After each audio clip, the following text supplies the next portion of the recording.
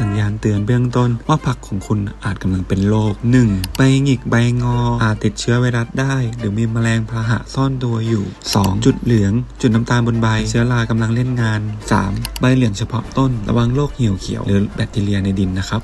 4. ยอดไม่โตพืชขาดอาหารหรือไวรัสสะสม 5. รากเน่าโคนเน่าดินชื้นเกินไปเชื้อราเข้าระบาดได้อย่างหนักหากเจอสัญญาณเหล่านี้รีบแยกต้นติดเชื้อและใช้สารชีวภาพหรือยาป้องกันอย่างยาคาร่านะครับเพื่อหยุดโรคก่อนจะลุกลามไปมากกว่านี้รู้เร็วแก้ทันใช้ยาคาร่าสิครับ